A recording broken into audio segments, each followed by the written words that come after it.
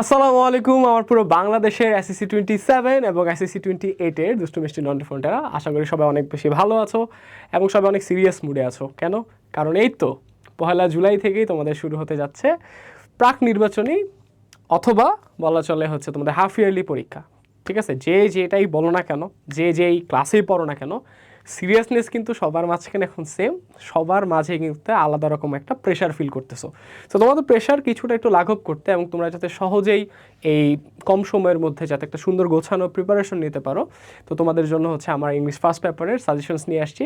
So চলো আমরা একটু দেখে নিই। তো ডায়লগের মধ্যে এই যে ডায়লগগুলো আছে, এখানে আমরা হচ্ছে জাস্ট 12-13টার মধ্যে হচ্ছে ডায়লগ হচ্ছে আমরা তোমাদের সাজেশন হিসেবে নিয়ে আসছি। এগুলো তোমাদের খুবই কমন পরিচিত বলা চলে টপিকগুলো, বাট তোমরা হইতে পারে লাস্ট মোমেন্টে রিভিশন মিস করার কারণে তোমাদের পরীক্ষাটা খারাপ হয়ে যেতে পারে। তো যাতে এই জিনিসটা না হয়, তো আমরা সুন্দর মতো তোমাদের জন্য এটা নোট করে আসছি। সো তোমরা একটা স্ক্রিনশট নিয়ে রাখতে পারো অবশ্যই, যে কোন ডায়লগগুলো তোমাদেরকে আসলে লাস্ট মোমেন্টে রিভিশন অবশ্যই দিয়ে যেতে হবে যাতে তোমাদের কোনো মার্কস মিস না হয়। আচ্ছা, ডায়লগের পরে আমরা হচ্ছে দেখব আমাদের স্টোরি। ঠিক আছে, ডায়লগের পর আমরা দেখব হচ্ছে স্টোরি। সো এখানে আমরা ওই স্টোরিগুলোই হচ্ছে সবগুলো হচ্ছে একসাথে কালেক্ট করছি যেগুলো আসলে তোমাদের পরীক্ষায় আসার চান্সেস সবচেয়ে হাই। এখন তোমার যদি এখানে কোনো স্টোরি একদমই পড়া না হয়ে থাকে, কোনো ধরনের প্যানিক করার কিছু নাই। স্টোরি গদবাধা মুখস্থ করার কোনো দরকার নাই, জাস্ট কাহিনীটা জানবা, নিজের মতো লেখা ট্রাই করবা। আর ইমাজিনেটিভ স্টোরি যদি আসে তাহলে তো আসলে পুরোটাই নিজে বানিয়ে লিখতে হবে। বাট আমাদের যদি ট্র্যাডিশনাল স্টোরিজগুলো আসে যেগুলোর মধ্যে আসলে আমাদের জন্য একটা মানে পপুলার একটা মেসেজ থাকে, হ্যাঁ, একটা তোমার আসলে লেসন থাকে, তো ওই ক্ষেত্রে কিন্তু আমাকে আর বানায় লেখা যাবে না। তো তোমরা একটু কষ্ট করে হচ্ছে এর একটু স্ক্রিনশট নিয়ে রাখো। এই স্টোরিগুলো হচ্ছে তোমাদের প্রিটেস্ট এবং হাফ ইয়ারলির জন্য অবশ্যই হচ্ছে মাস্টার করে যেতে হবে। তো এরপর হচ্ছে এই পার্টগুলো আছে, এটা একটু স্ক্রিনশট নিয়ে ফেলো। এই তো এটা স্ক্রিনশট নিয়ে ফেলো। তো এই কয়টা হচ্ছে অবশ্যই হইতেছে তোমরা সবাই মাস্টার করবা। দেন আমাদের চলে আসে রিঅ্যারেঞ্জের পার্ট। রিঅ্যারেঞ্জের জন্য তোমরা এই 10টা রিঅ্যারেঞ্জ মোটামুটি ভালো মতো করে হচ্ছে দেখে যাবা। এগুলা রিঅ্যারেঞ্জটা পড়বা কীভাবে এটা আমরা অলরেডি হচ্ছে শিখেছি আমাদের ক্লাসে, তারপর একটু মনে করায় দিই।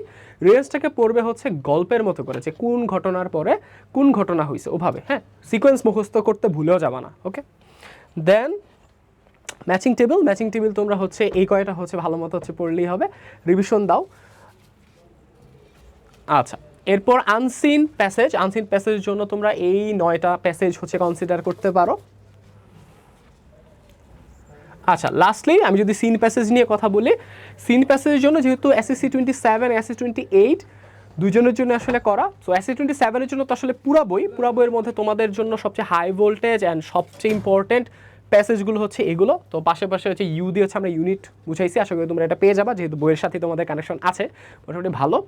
আর 28-এর যারা আছো তাদের তোমাদের এই সিলেবাসের মধ্যে যেই লেসন্সগুলো বা ইউনিটগুলো হচ্ছে আছে, এক এক স্কুল এক এক রকম হচ্ছে ইউনিট প্রেফার করে। সো তোমাদের জন্য যেই ইউনিটগুলো হচ্ছে কমন পড়তেছে তোমরা ওগুলোই হচ্ছে ভালো মতো রিভিশন এবং মাস্টার করে যাবা। সো তোমাদের জন্য অনেক অনেক শুভকামনা রইল। আশা করি তোমরা একটা দুর্দান্ত প্রিটেস্ট পরীক্ষা এবং হাফ ইয়ারলি এক্সাম হচ্ছে তোমরা এনকাউন্টার করবা। আর যারা হচ্ছে আমাদের পেইড কোর্সে ভর্তি আছো, মানে যারা হচ্ছে B2P-তে হচ্ছে অলরেডি হচ্ছে কানেক্টেড আছো আমাদের, তাদের তো আর কোনো হচ্ছে ঝামেলাই নাই।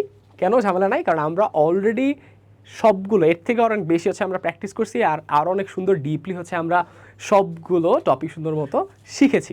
আমাদের আর কয়েকটা ক্লাসেস বাকি আছে। তো আপনারা যারা এখন হচ্ছে আমাদের সাথে যুক্ত হতে পারেন নাই, কোনো টেনশন নাই, আপনারা যদি এখনও যুক্ত হন সবগুলো ক্লাসই আপনারা সুন্দর মতো করতে পারবেন গুছানোভাবে এবং ভালো মতো শিখতে পারবেন। তো আপাতত আপনারা হাফ ইয়ারলি পরীক্ষা দেন, প্রিটেস্ট পরীক্ষা দেন, তারপর অবশ্যই হচ্ছে আমাদের সাথে RM এর B2P মানে বেসিক টু প্রো ইংলিশ কোর্সে অবশ্যই দেখা হবে। সো আল্লাহ হাফেজ।